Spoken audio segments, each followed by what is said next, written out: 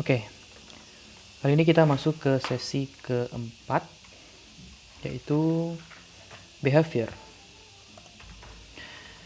Jadi, behavior itu berfungsi untuk memberikan sifat kepada masing-masing game objek yang ada di dalam sebuah project.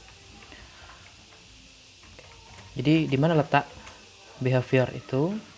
Nah, contoh di sini, ya, behavior ada di dalam masing-masing objek. Nah, jadi antara satu objek dengan objek yang lain, dia memiliki behavior yang berbeda. Contoh, di sini saya akan memilih player. Nah, kemudian untuk menambahkan behaviornya itu ada di sisi sebelah kiri. Nah, ada namanya behaviors. Oke, diklik ini yang link behaviornya. Kemudian ini adalah behavior apa saja yang ada dalam satu objek. Nah, karena masih kosong, kita tambahkan. Untuk menambahkan, klik add new atau icon tanda plus. Di sini ada berbagai macam behavior yang bisa kita gunakan. Contoh, di sini beberapa behavior yang paling sering digunakan, ya. Saya akan jelaskan behavior yang paling sering digunakan. Yang pertama adalah jump through. Jump through ini behavior biasanya digunakan untuk objek atau benda mati. Jadi seperti tanah yang melayang ini. Nah, kalau misalkan kita berikan dia behaviornya jump through, maka si objek, si karakter ini, player, ketika dia melompat dari bawah, dia bisa menembus, kemudian berhenti di atasnya. Nah, seperti itu, sifatnya jump through. Kemudian ada solid. Nah, solid, kalau misalkan kita tanamkan di tanah ini, ya, di objek ini, ketika player akan melompat, maka dia tidak akan bisa menembus. Nah, jadi ini sifat dari solid, jadi tidak bisa ditembus oleh objek apapun. Kemudian ada anchor. Jadi ini seperti jangkar, ya. Jadi ini membuat objek still pada tempat menyesuaikan dengan kondisi layar, nah, atau window size-nya.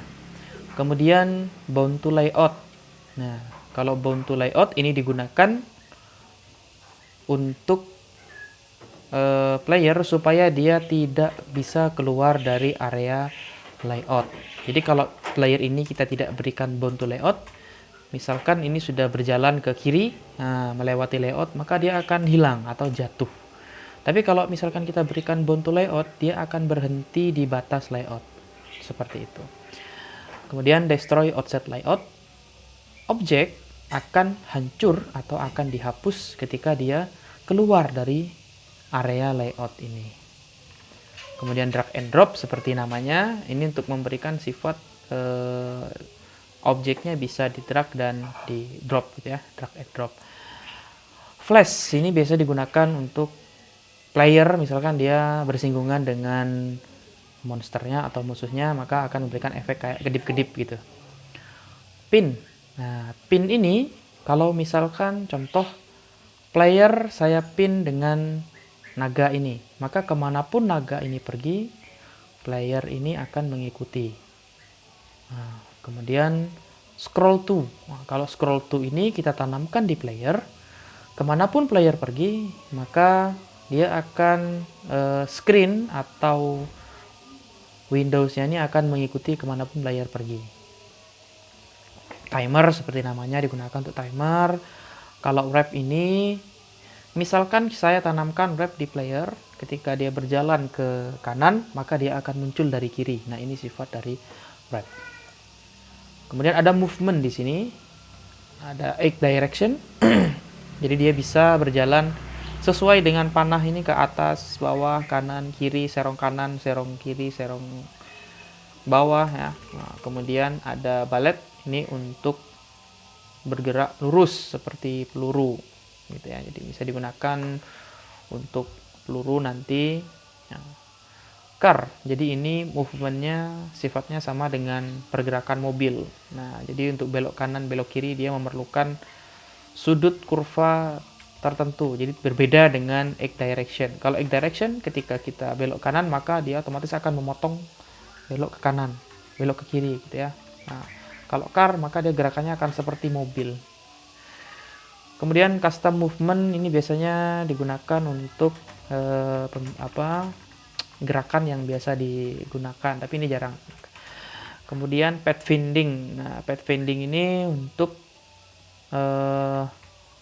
misal saya punya karakter si player ini ya, dia akan menemukan jalan ke titik yang kita tentukan. Nah, jadi sifatnya ini bergerak sendiri. Jadi dia akan mencari jalannya sendiri. Contoh di game labirin. Kalau labirin biasa player kita nyari sendiri, tapi dia akan menemukan jalan terdekat, rute terpendek menuju titik yang kita tentukan. Kemudian platform. Nah, sesuai dengan ikonnya, biasanya ini digunakan untuk player ini. Nah, player yang sifatnya seperti orang ya, platform.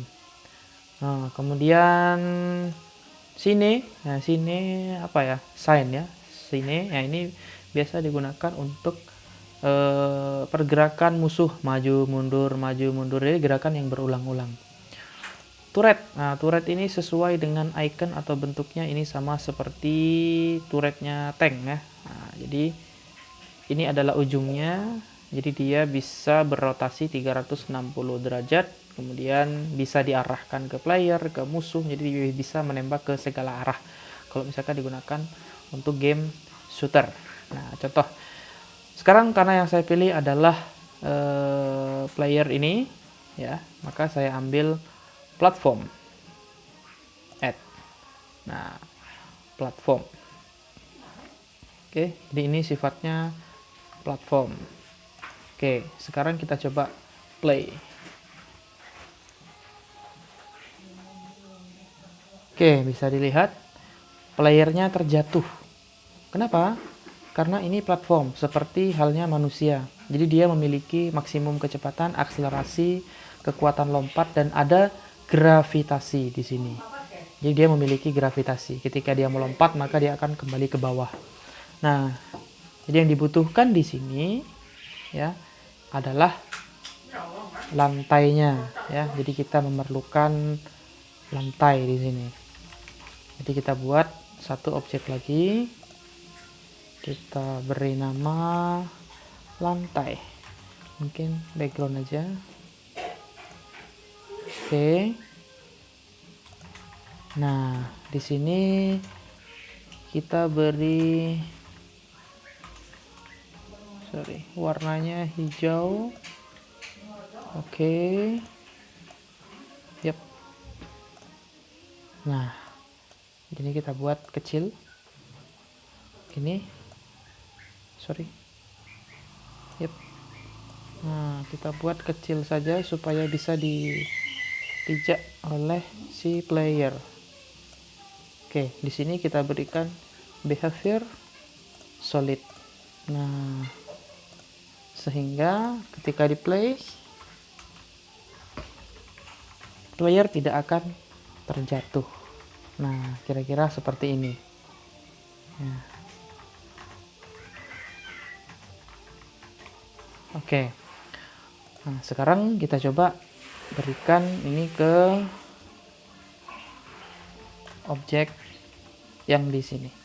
Jadi tanahnya, batu pijakan. Nah, batu pijakan ini kita berikan dia, sebentar, ini saya tukar dulu supaya nampak bedanya nanti. Ya. Ini batu pijakan 2, ini batu pijakan 1. Nah, di batu pijakan ini kita berikan behavior dia jump through. Nah, kemudian yang satu lagi ini kita berikan behavior solid.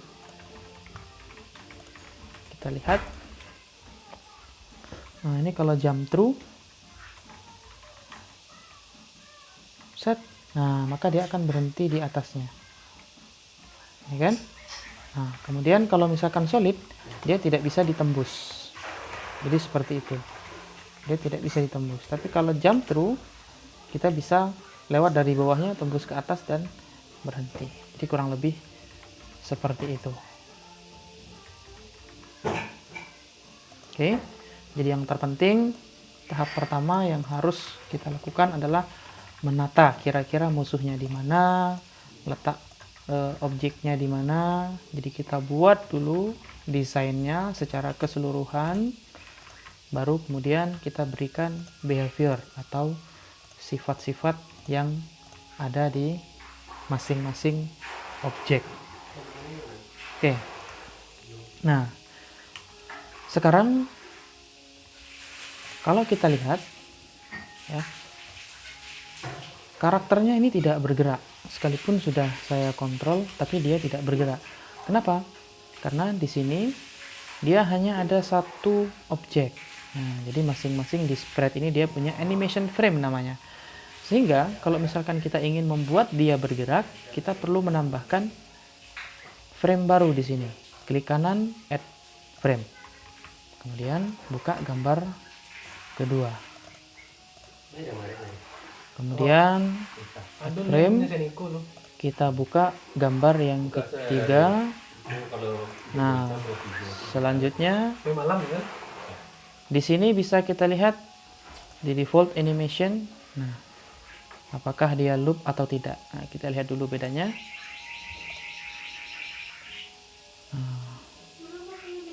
Sekarang dia sudah berjalan, namun tidak mengulang.